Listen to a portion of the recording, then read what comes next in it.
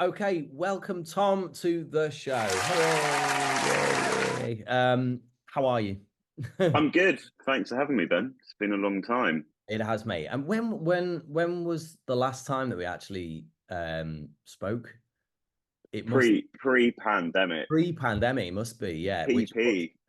yeah, which which right now puts that about 5 years ago or something, doesn't it? It's like Yeah, which is quite mad, that's really. mental. Yeah, really, really mental. Oh man. Well, thank you so much for doing this.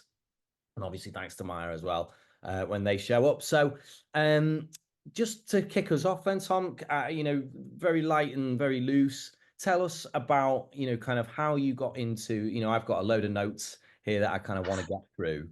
There's a bunch of stuff on MVT. There's stuff for, in Ministry Sound, a little bit of the story of the Bedfords, a bit of that maybe, and everything else along the way in terms of your journey as a promoter and tour manager and all this kind of stuff. So how where did it all start for you?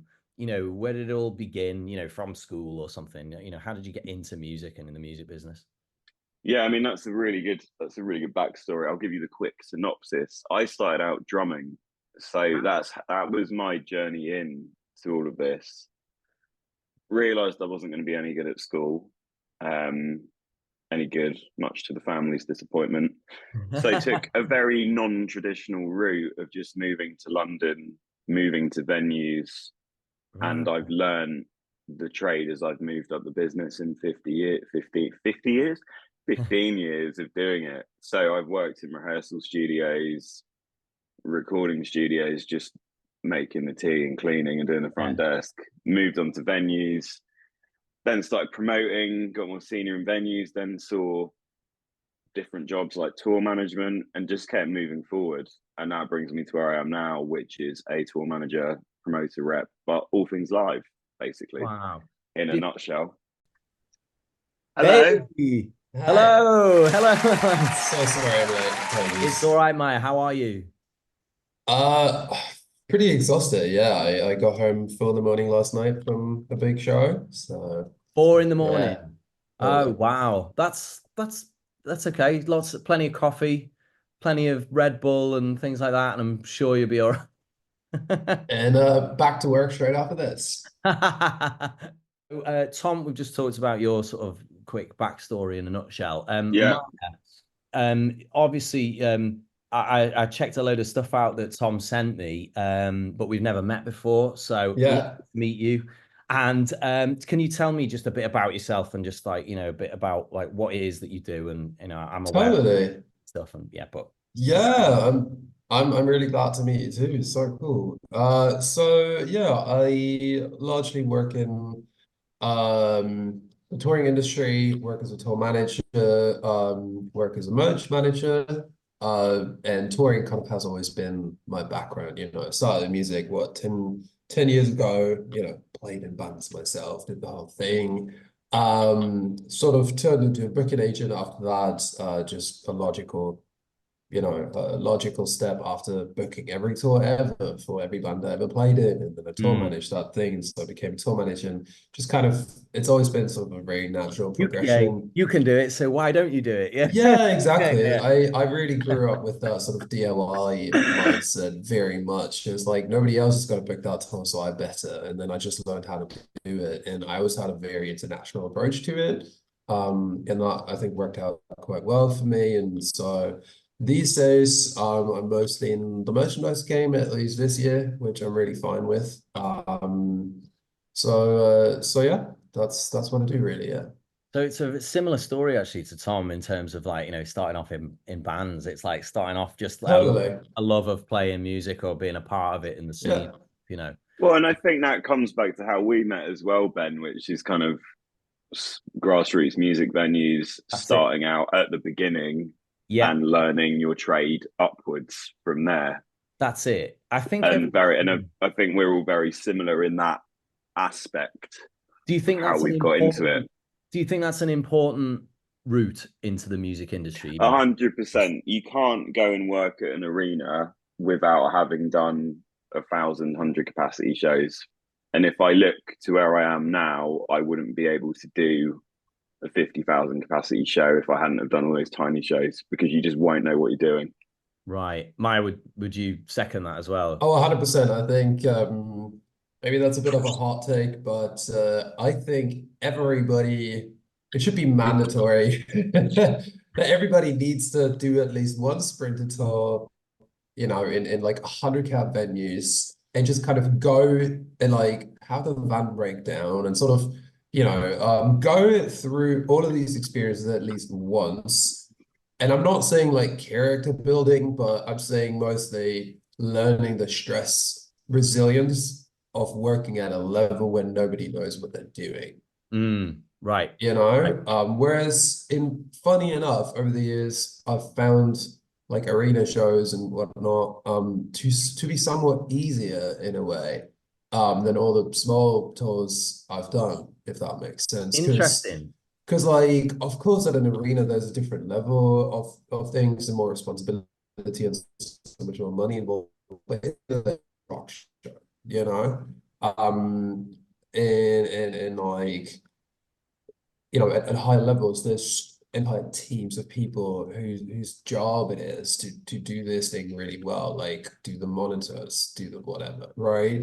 Whereas when you're at the very bottom of things, at the 100 cap venue or whatever, it's probably just like one guy who does this as a hobby. Everything. Nothing against the guy, but like he's just running around and like doing things best he can.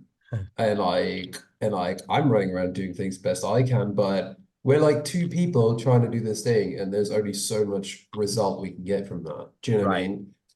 mean? So yeah, I feel like that makes it so much harder, and you're just forced to become this all-rounder person who can just sort of fix everything. And I don't think you really learn that if you immediately specialize into one part of the industry, and then you just work in that at a level where everybody else around you also knows what they're doing, Right. if that makes any. Very It good sounds point. a little weird, and I don't mean to offend anybody who jumped in at arena shows and never did the smaller stuff, but I just think that stress resilience and that sort of bonding that you get, yeah, I don't think you get that from anywhere else, you know? Do you think that's true of, obviously that's very true, certainly for the behind the scenes and the management and the agency side and everything else and everything. Do you think that's obviously true for the artist, the musician side of things as well? Do you think that's Totally. Yes, thing? yeah, totally. Because you can't walk on stage at Wembley Stadium if you've only played 250 capacity clubs in Camden, because Right. the sound will be completely different. The lighting you won't be able to do it. Yeah. I know that Yeah. sounds, I'm sure somebody could find a case study that says somebody could, but Yeah. you won't be able to do it as I well. mean, essentially, that is what they're kind of asking people to do when they go on X Factor and things like that, aren't they? They're kind of asking people to just immediately, we've plucked you from nothing, obscurity, get on this stage and go and wow 100,000 people with your voice, and with a song you haven't written or whatever else and stuff. But I mean, I suppose think the that's kind of side demanded. you don't see to that is they then train you 13 hours a day. Right. So you are put through a kind of ringer of training, but not probably touring training in the traditional sense of touring. So let's talk about touring, Tom. Like, so because obviously we met on I think I was mid tour or at the beginning of a tour at the very least, and then one of the dates was a tour of 100 cap venues, and one of the dates was the Bedford in Balham, and we just kind of met up, and it was kind of like, oh, this guy gets it. I understand. Where did it, in terms of your touring experience and things like that, where did it go from there, from like the 100 cap venue? How did you move on, into MVT and things like that? It just kind of kept every opportunity I did, and I think this is still true now, has always led to another opportunity. So out of working in clubs in London, I then went and worked in Music Venue Trust for 2 years. Right. Out of that, then got other freelance opportunities and became aware of freelance. So every time I've done a gig, and I think this is true for all of us, you get another gig out of it somehow. And I still go and do. Me and Mara have had this chat a lot now. This year, I've still gone and done, merch gigs in 100 cap venue because you don't know where it's going to lead to. Quite right. So it's every opportunity you take always gives you another job. Would you? And whatever. I was just going to say, Maya, would you say that that's the same situation for you? Oh, 100%. Yeah. No, I really like that you bring this up, Tom. We chat a lot, and I also think it keeps you humble to still keep working the 100 cap show, and like do that stuff for 50 quid or whatever. And of course, people are gonna come for me about like the wage discussion and stuff, fair play. But I'm just saying, like, do a small job every now and then, and you'll never know. So, fun fact, the way that my summer filled itself was literally down to the basis of a single show that I randomly did. It was like a German rapper at the arena in Vienna, Austria. I happened to be in town, wasn't even living in Austria at the time at all. I was just in town for another thing, ended up working that show, and the tour merchandiser ended up being somebody I'd already met and worked before the year beforehand, and like he and I were really nice, really good with each other. So, anyways, that show worked out really well. And at that show, uh, the company that happened to supply like the card machines and the cash registers and stuff, I got along with them really well. And we ended up hanging out and grabbing beers and stuff after the show for like a couple of hours, and it was really nice. And they just kind of casually said, "Hey, we really like you. We see that you're really good at what you do. Just shoot an email to our personnel chief, and we'll just see what happens." I really did not think anything of it. That was a major like concession company. So I just shot an email, didn't think much of it, and yeah, a week later, I'm sat grabbing coffee with the boss, having a really nice time, and being offered a very well paid job, like employment job at said Wow. concession company. And then from the Wow. same show, the tour merchandiser, who I already knew from another tour I did the year before, ended up recommending me to another person in Austria, of all places, who's also very well connected in the industry. And that person ended up putting me on so many very well paid merch management jobs and stuff all around the place. And from that, I'm also in talks about a couple of tours in the fall and stuff now. My entire year essentially snowballed from taking one show that I was frankly taking the piss out of because it was like this Yeah. German rapper with questionable lyrics and a questionable past and stuff. I kept joking to Tom, like, I'm not going to put that one on my CV. But yeah, like pretty much most of my year filled up due to that show and just being nice to people. Right. That's a really important point. Just as an example of how this goes, you know? Yeah. I mean, there's on this podcast, I've talked to a bunch of people who sort of I always try and boil it down to some kind of core principles so that people can kind of understand. But something that always comes up is just the people lubricant, the kind of the social the being nice to people and getting on with people and not being an asshole. I mean, I mean, what do that you is very true. But I will say, in the past 24 hours, I don't know if anyone saw the singer from Crazy Town, a big noughties band, died. I Yeah. promoted Crazy Town in 2017 at a venue in London, and he got really annoyed about something, punched and broke a window in the dressing room. I Wow. had to tell him I wasn't going to pay him the rest of his fee and that he was paying for the window, and he got very, very angry at me, and I left out the back door. So, as much as you are nice to some people, shit like that happens. Shit And I saw happens. that, and I was like, "That's really sad. He's died so young." But I saw that article, and I was like, "That was my experience." And he has had a lot of arrests for throwing Wow. chairs out of windows and doing a lot of shit. Do you So think that you behavior? can be nice.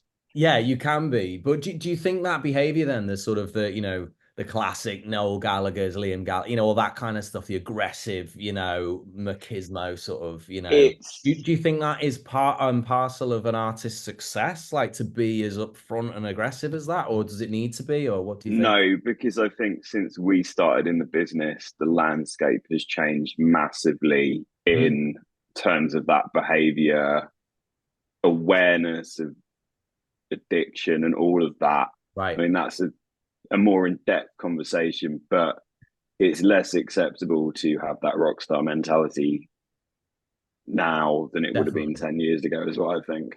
definitely. Yeah, I would agree with that. And if you look at sort of who's winning the Grammys and sort of the big things lately, I definitely see a lot of people at the top who are very outspoken about addiction, very outspoken about like diversity. Like in general, like I see a lot of progressive ideas at the forefront of a lot of the people that are, you know, uh, at the top of things in the industry right Mm. now. And I actually appreciate that, you know. Yeah, of And course. it's not sustainable for the artist, like as a human either, to go throwing chairs and getting drunk, you know, it's not Right. sustainable for anybody. So I'm glad that, you know, things are really changing. I was just about to say actually I did an interview with Lorna Blackwood a couple of months ago, and she said exactly the same thing, which was that, you know, actually to maintain that behavior for an artist, it's near impossible given the climate of, you know, it's an intense social media, you know, everything is about marketing, it's fast paced and it's all that stuff. So, you know, any artist who's serious has to get up in the morning, do 1,000 interviews, travel, flog stuff, do more interviews, television appearances, so on, and then do a gig, and then do it all again times, you know, however many dates. You know, to what extent on the social media front, you know, do you think it's a good thing or a bad thing for the independent musician? Oh I'm man, loaded question. Hey, Tom, I'll let you go. yeah, I was going to say that's a loaded question. It's got its positives, but I don't think we're at a place to see what the negative effects are yet. Well, I think we are seeing them, but it needs to be reined in, would be my opinion. Now I sound really fucking old, don't I? Not at all, man. Maya, what about But it's letting artists connect to people in a way they haven't before. So there's a lot I mean, there, and it's having seen every advent of social media now since the internet started, we've kind of lived through it, haven't we? of Since course. MySpace. Yeah, since MySpace. Yeah, yeah, yeah. Maya, what about you? What are your I thoughts on it? mean, it definitely has shaped the careers of a lot of the artists at the top of the industry right now. Like Olivia Rodrigo wouldn't be Mm, where she is without the success of social media. Billie Eilish came up through a lot of hard work on her part and her brothers. Not gonna lie, but still, like the promotional aspect of how she got to where she is largely due to young, frankly, queer people on social media platforms pushing that. So mm. social media makes careers these days, and I kind of hate to say it. But it is also the very detriment of said career. And I do like to see a lot of artists or artist teams slowly putting through stronger boundaries on social media. I think Paramore is a really good Yeah. name to throw in the mix there. I mean, they're doing a lot of great things on our front anyways, but particularly Hetty Williams has been incredibly outspoken about kind of the adverse effects of social media, depression and whatnot. And these days, they have I think they found a really good way to do social media. Essentially, like it's such a small thing, but they Mm, have just straight up disabled any comments on anything they post. right. Anything they do post is sort of a video essay style, or like very sort of controlled by the band. But it still feels very vulnerable and emotional, like you're sort of drawn into sort of their videos from the eras to and stuff. But is is really about showcasing what they are about, showing kind of their qualities to the people, giving a bit of an update on sort of what's happening, but it does not allow an invite to for people to kind of be invasive about anything. So this is just one example that I'm seeing a lot recently. But yeah, I think more boundaries are better. And essentially what Tom said, it kind of needs to be reined in, and it's on all of us to rein it in. Do you, for your own careers, has social media played a part in it? You know, like a lot of people talk about LinkedIn being a great opportunity to progress stuff, and I've never used it. I've used it, but it's I never can't been fucking stand LinkedIn for the music industry. right. So Doesn't yeah, work for the music it's industry. never been a thing for It's me. It's yeah, no, right. So go on, discuss. no, I mean Yeah, I'm on Instagram out of choice, and but it's private. I use it to see where people are on tour and communicate with people. But I don't think LinkedIn ever works in the music industry. It never has, because the jobs in this industry come direct, Yeah, mouth to mouth. You're better in going to the Prince Albert in Brighton for a gig and seeing who's there, yeah. because one of the sound engineers might be playing drums in a band that night, and you're more likely to meet someone that way. Is my opinion. Now I sound really bitter and old, don't I?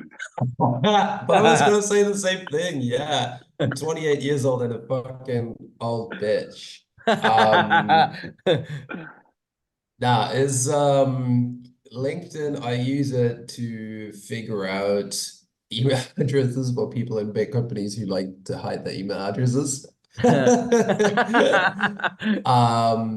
Now it's like when you try to pitch yourself like cold email somebody, and oftentimes in like larger sort of corporate entities in the industry, they like to be a little bit more secretive about their emails. I think largely to sort of keep like a whole barrage of people emailing them every day. But the emails are generally pretty easy to figure out, right? So stuff like that, I think LinkedIn is very good for. And but I've never ever received a job offer or something through LinkedIn ever. Yeah, so I don't know about that one. And in terms of other like social media, um I use sort of Instagram a lot more earlier on, and it helped me get the smaller jobs initially with like smaller artists who are actively on their social media and interacting and themselves building messages and stuff. Right.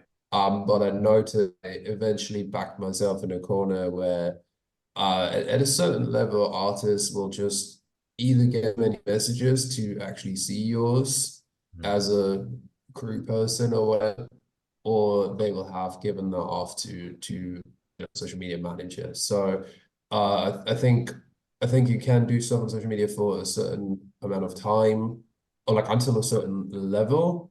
But eventually you're gonna hit a plateau. And that being said, on a higher level, I still post the occasional thing or whatever on my business account, and I just kind of check sort of who sees it and if important industry people that I want to see it. So I'm very strategic about that and like things like that. And like I'm like, hey, I'm available for this month. Somebody got something, and I try to target it towards some people that I want to see it.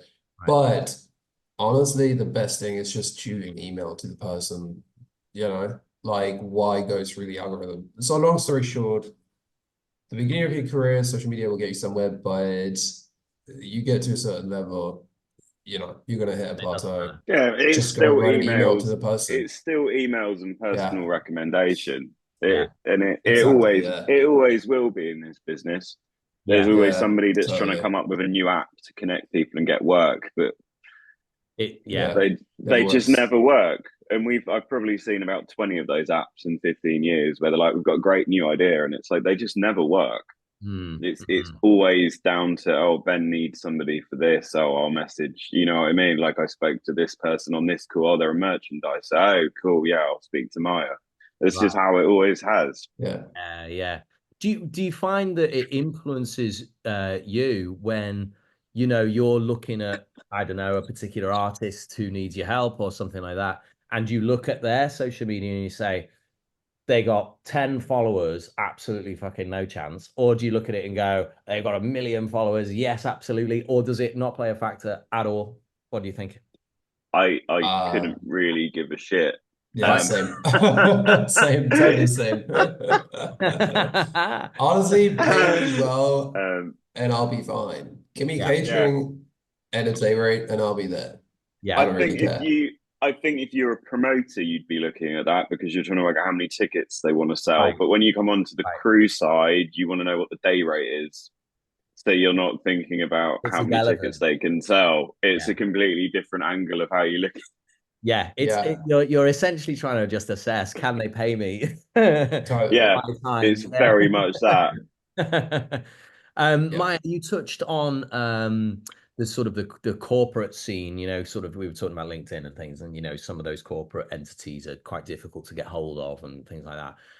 We should talk about that sort of corporate side of the music industry and how a lot of the independent music venues in particular, like particularly during the pandemic, went under. And I mean, Tom, having worked in music venue trust, maybe this one's for you to sort of kick us off. What's your view on that sort of the way that the music industry is sort of heading financially, in that I direction? mean, I think the first thing to say is obviously Music Only Trust are doing an amazing amount of work on getting the levy through within the UK to fund these venues. And it's about twisting Live Nation and the bigger venues to take responsibility. But they're doing fantastic work. So it's going to change and it has to because the industry just can't keep sustaining like this. It's the same in America where the Department of Justice have sued Live Nation and Ticketmaster Yeah. for having too much monopoly of the market, and they need splitting up because we can't keep going on like this. And music isn't a corporate entity; it needs to go back to being much more independent because we can't keep putting shareholder numbers on these venues. It's just ridiculous. And I'm happy to say that because I've worked in some of these companies and come through to the other side, and I have no attachment to them at all in that sense. So yeah, they need to take responsibility. They can't keep paying their execs the insane amount of money they get paid, which is all open record. You can find all of these figures online. So something's going to have to change in the business if we're looking at the next generation of arena headliners, etc. Right. Is it is it a case of these sort of corporate, promoters or agents or whatever? Is it a case of them pricing out the smaller guy, the smaller venue, or is it a case of, yeah, well, Maya, over to you. What do you think?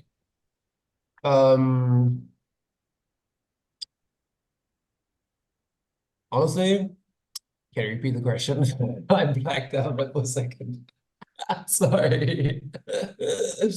Yeah, say it again. So, Oh yeah, is it the bigger guy pricing out the smaller guy? I mean, yeah, it is. It totally is. And I think Tom and I, we've had this conversation a couple times recently as well about kind of how, particularly this year, things seem a lot quieter than in a long time, sort of on the middle class of touring, if that makes sense. right. Like the really large acts like whatever, Olivia Rodrigo, they're doing so well, like, selling out arena after arena after arena after arena. But sort of that middle class, let's just say like 800 cab to 5,000 cab, Right. right? That seems to be a lot like sort of theaters and stuff, Mhm. like which tends to be where most career people are, right? Right. That is kind of where they work, and that's that kind of that's yeah, that area of touring seems to be a lot quieter for a lot of us, on the career side of things, and I think that has a lot to do with, the big guy kind of sucking the people dry. And you pay 200 quid for Taylor Swift, you pay 200 for Olivia Rodrigo. Are you going to go to like Reading and Leeds Festival anymore? Do you know what I mean? And like Yeah. ticket prices get more and more and more expensive, and then Live Nation add these extortionate fees on top of it and stuff. Fucking print, It's just there's only fucking so print much. at home fee. Yeah.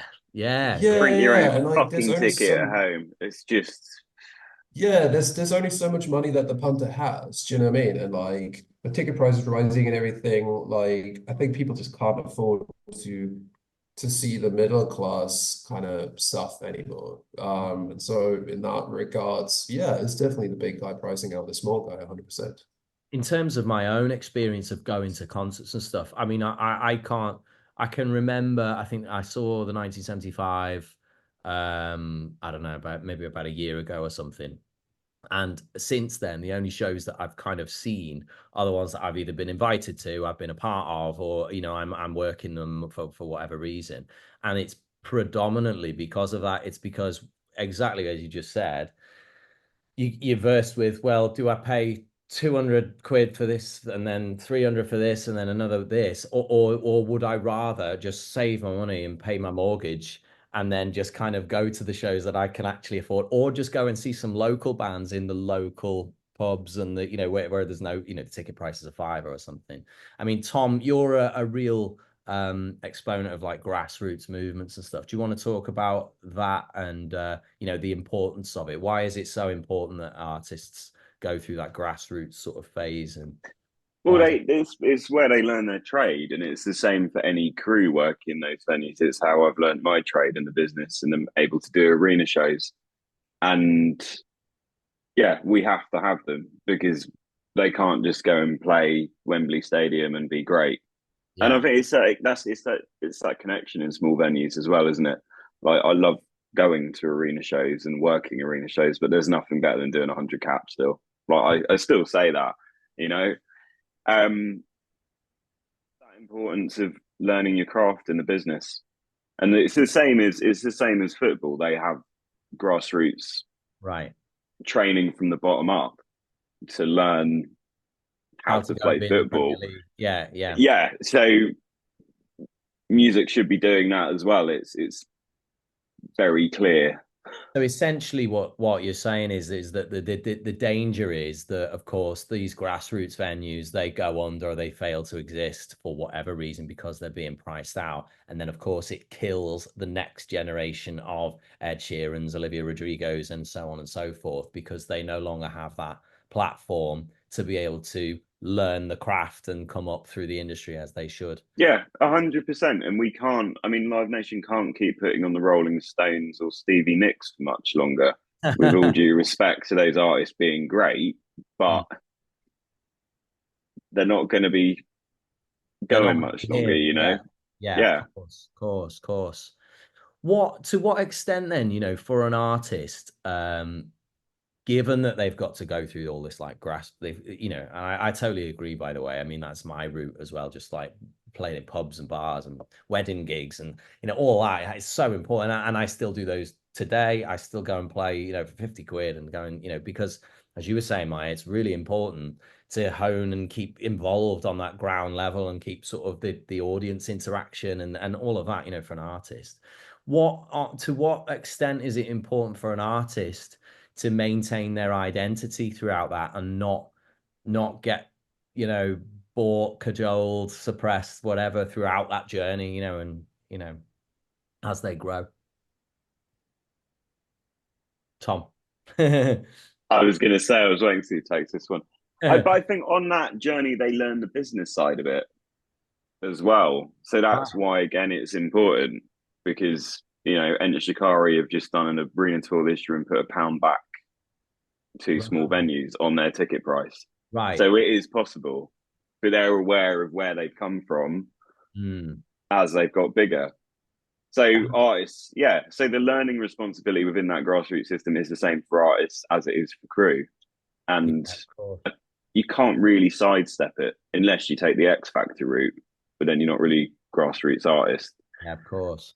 Yeah, I think Ben, I think you mentioned depression, and I think you maybe wanted to get into the sort of mental health side a little bit on like psychological kind of aspect of why it's important for an artist or like both artists and crew to kind of go the grassroots route and like really work your way up slowly and with sustainability. And I think that to kind of come back to the stress resilience I mentioned a couple of times earlier is so many artists that I've worked with deal with incredible stage fright, anxiety, all sorts of mental illnesses and stuff. And I think learning your trade, learning your craft, as Tom put it, doesn't just mean sort of the physical aspect, like how to play your guitar better, how to junior is, things like that, you know. But it's also learning the confidence of you know, going through a shitty night. Everybody should play one show that nobody showed up to, you know? Like, it's horrible. I've done it multiple times. It's Sucks. horrible. It's horrible. It's absolutely horrible. But I think you need to learn to deal with failure, or barriers in the road type thing.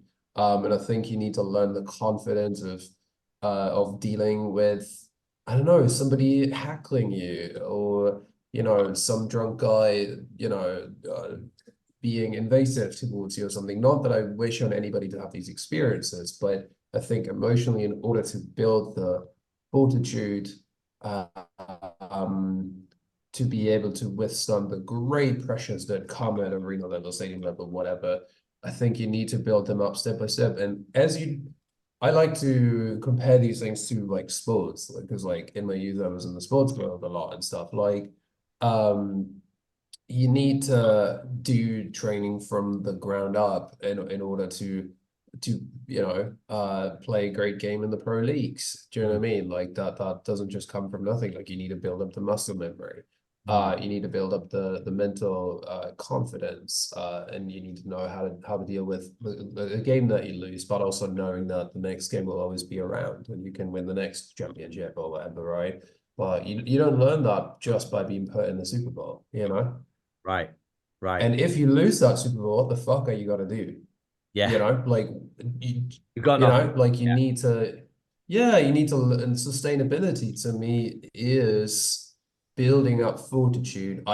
Me personally, in like, I like to call it my lines of defense, that I have against, you know, things changing, or like having to adapt last minute to something I don't like, something bad happening to me, like heartbreak, grief, whatever, kind of all these very human experiences in life. I like to think that over the years, I've built up really good, like multiple lines of defense against kind of all things that could come to me, both in private and as a work person. But to keep you on work, like these days, I think I can deal really well with things that kind of go wrong, or the things that I need to adapt to last minute on the road or whatever. And again, that comes from years and years and years, you know, working it from the ground up and making one step after the other, and just kind of, yeah, gaining confidence that I can do this because I did the other thing. We've And all I think, sorry, Ben, I think to follow on from Maya's as well, I think even when I started out in the business, we didn't have these conversations about it actually being tough being on tour and what comes with touring and how to look after yourself. And that's changed in 10 absolutely. years. Because Absolutely. before it was just like, well, get in the van, have a beer, shut up, get on with it. And now it's like, okay, well, why are you having a beer? What's the issue? Like, can we help? Yeah. There are now people to talk to. You know, that's completely changed for the better. It's still got a way to go, but compared to where it was, which I think you all agree, it's changed completely. Absolutely. There's Yeah. this perception, isn't there, I suppose, that with a touring artist, if you're the privileged that do get to do the touring thing, because even before Yeah. to that stage, there's this feeling that, oh, well, it must be great for you. It must all just be Oh fantastic. no, it's fucking not. Like, you know, having seen behind the scenes, of course the highs are incredible. Like, of course it's insane to play to a crowd of thousands and thousands of people and them singing the song back to you. But I've seen what these artists look like when they come off stage, you Mm, know, and I see what they look like an hour later when I literally see them crying to the tour manager or something. Do you know what I mean? yeah. And I feel a lot of empathy for them, of course, and I work with them and stuff. And I'm certainly not jealous of them. I used to be, and I was like, oh, I want to be on the big stage. And then I was like, no, actually, no, I don't. I absolutely do not. Yeah. Well, So glad I don't have to. And I've got so a, I'll just finish the thought real quick. Um, it gets so lonely at the top. That is the point that I wanted to make real quick. Mm, It gets so lonely at the top. Uh, because when you're at the grassroots level, you're just not making enough money for people to become yes men to you. And Mm. you will be humbled by the context that you're in and by the incompetence of the people around you and stuff like that. You know, like you kind of like stay rooted to the ground because you have to be on that level. But at a certain level, sort of the corporate side will come hunt you and will offer you shiny things and lots of money and things like that. And at a certain level, you're literally going to be sat on a tour bus or like on your own private tour bus or whatever, essentially in the end of the day, paying a crew of like hundreds of people, not like out of your pocket, but in the end of the day, you're footing the bill, Yeah, right? it's 'cause Like, yeah, like in the end of the day, you rented all of these fucking buses and all of this fucking staging and whatnot. But in the end of the day, you're gonna be sat there on your own and you can't really talk to anybody like a normal human because in the end, you're the employer. yeah, And all of these people will absolutely say yes to just about everything you're gonna promote because they want to keep their fucking job and they want to keep getting a piece of the cake and behind your back at the same time they'll shit talk you to the end of the moon mm, and you're never gonna get out of that power dynamic again ever again. And then on top of that you've got and that's only on the crew side of things. And on top of that, you've got, you know, the fans and stuff. And worst case, they're going to be camping out in the streets and like stalking you, hunting you down in your house. And you've got the media side of things. Like, this is not a fun life in yeah. any fucking way. And sort of the only way to kind of get through it is if you have enough time to learn your trade and get your chops on how to deal with stuff. Anyways, sorry, Tom, but yeah, No, I over was to you. just gonna say there's a story. I was chatting to a friend last week, and he had a friend that was out on an arena run in the UK recently as a support band, like 10 sort of shows, and said his friend got back and was like, it was absolutely miserable. I've done every arena in the UK that's in the middle of a fucking business estate. I haven't been to a shop for 10 days. Every venue I'm in, the dressing room's in a basement. You know what I mean? Like that's all I've done. And it looked from the outside, it looks really cool of this like 10 playing to 10,000 people a night. But the reality was like they just wanted to go to a shop. You know what I Yeah, mean? just go Like to Tesco's. so yeah. So that's like a really good sort of perspective of what it's actually like. Or they wake up and the bus is parked underground somewhere.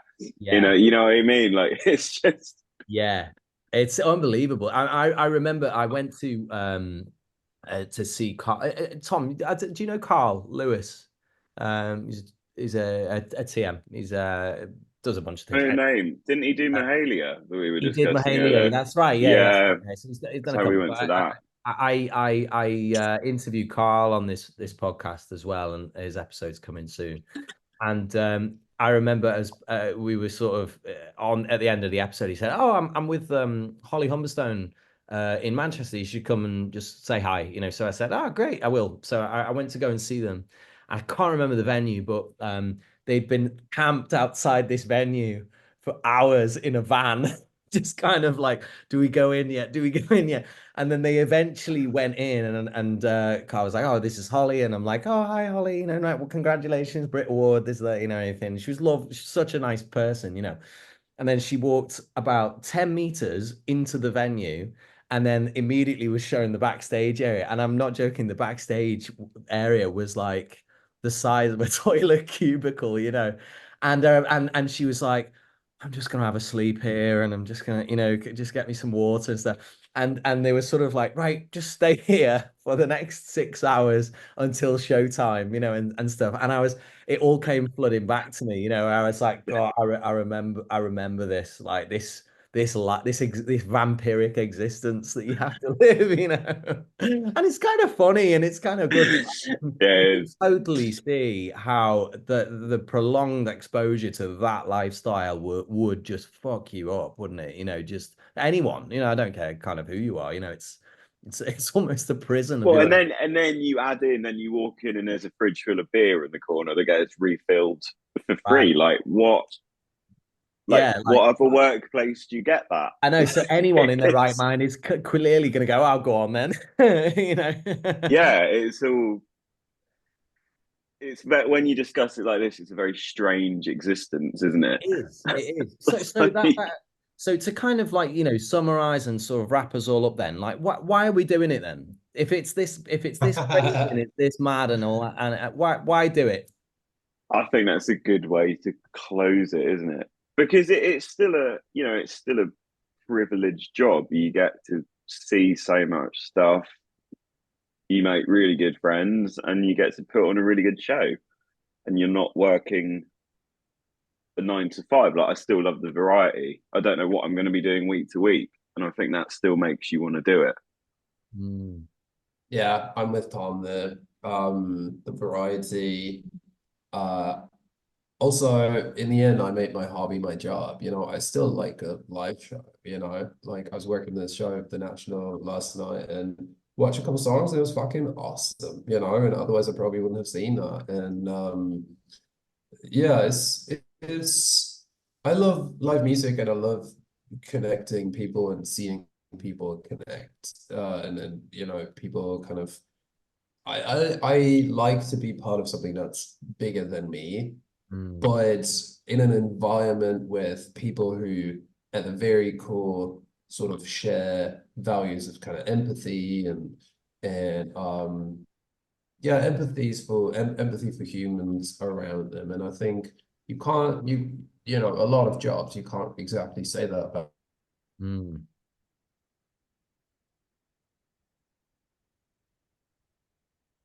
Still there, Maya? Still there? I was going to say I couldn't tell if it was me that had frozen Oh, or. no, we're still here. I mean, good timing to freeze. It is a good. Yeah, yeah, yeah. Are Sorry, you Maya, back, you Maya? froze there. Yeah. Oh no, it totally cut out today. Fucking hell. No, we were just like good timing right at the end. Oh man, I'm sorry. All right. Well, thank you so much for doing this, guys. I really, really appreciate it. It's so lovely to talk to you and to catch up mid career as we're just like kind of going into festival season and it's all about to kick off again. So yeah, good luck with everything and yeah, hopefully Thanks, Thank you man. for let's having do Great to us. meet you. Appreciate it.